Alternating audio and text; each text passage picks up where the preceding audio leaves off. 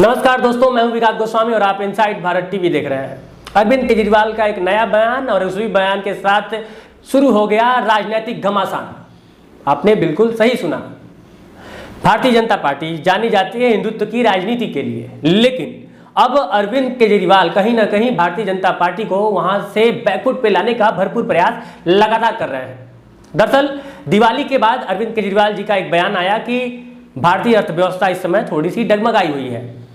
उनके हिसाब से तो ज्यादा डगमगाई हुई है। रुपया लगातार कमजोर हो रहा है, डॉलर मजबूत हो रहा है। हालांकि भारतीय जनता पार्टी के अनुसार रुपया कमजोर नहीं हो रहा है, सिर्फ डॉलर मजबूत हो रहा है। इस तरह के बयान को आप किस तरह से सोचते हैं, हमें कमेंट बॉक्स में बताइएगा। हम आगे बढ़ रहे हैं। दरअसल अरविंद केजरीवाल ने रुपया के कमजोर होने का हवाला देते हुए कहा कि हमें भारतीय नोटों पे गांधी जी की फोटो के साथ साथ गणेश जी और लक्ष्मी जी की फोटो भी छापनी चाहिए। उन्होंने इस बात को कहते हुए इस तर्क का सहारा लिया कि भारतीय अर्थव्यवस्था को सुधारने के लिए जितने एफर्ट है वो तो होने ही चाहिए, लेकिन साथ ही साथ देवी देवताओं का आशीर्वाद भी होना चाहिए। जैसे उन्होंने यह बयान दिया, सोशल मीडिया पे घमासान लाजमी था। घमासान हुआ भी। अन्य पार्टियों के कई सारे नेता इसको मजाक में लिए, कई सारे नेता ने इस पे पलटवार किया, कई सारे नेताओं ने इस पे निशाना साधा। लेकिन वक्त था, इंतजार था उस व्यक्ति के बयान का जिसके लिए शायद अरविंद केजरीवाल ने इस बयान को जारी किया था। जी हाँ, बीजेपी के सांसद मनोज तिवारी जी ने इसका विरोध किया। जैसे ही मनोज तिवारी ने इस बात को गलत ठहराया, सोशल मीडिया पे कुछ लाइन्स तैरने लगे और वो लाइन्स ये थे कि क्या विरोध के चक्कर में हिंदू धर्म के खिलाफ जा रहे हैं मनोज तिवारी?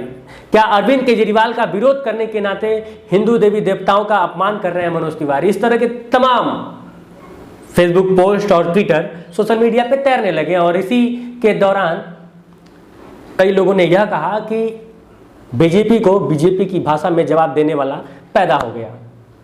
और उसके बाद से फिर हैशटैग अरविंद केजरीवाल इस तरह के, या फिर आम आदमी पार्टी, इस तरह का घमासान सोशल मीडिया पे जारी है। लेकिन मैं आपसे एक बात पूछना चाहता हूँ, आप सभी दर्शकों से एक बात यह पूछना चाहता हूँ कि भारतीय राजनीति में इन दिनों जो हो रहा है, धर्म को लेकर, राष्ट्र को लेकर, तमाम मुद्दों को लेकर बात हो रही है, होनी चाहिए, लेकिन क्या शिक्षा, स्वास्थ्य और रोजगार पे बात नहीं होनी चाहिए? यह बहुत बड़ा सवाल है और इस सवाल का जवाब जब आप फ्रंट से किसी भी नेता से पूछेंगे तो उससे बचता नजर आएगा या फिर आधा टेढ़ा जवाब देके निकलना चाहेगा। आपको पता है क्यों? क्योंकि कहीं ना कहीं हम भी वही चाहते हैं जो वो चाहते हैं, कहीं ना कहीं वो भी वही कर रहे हैं जो हम चाहते हैं। जब तक हमारा झुकाव पूरी तरह से सिर्फ राष्ट्रवाद और हिंदुत्व या फिर मुस्लिम धार्मिक मुद्दों पे रहेगा,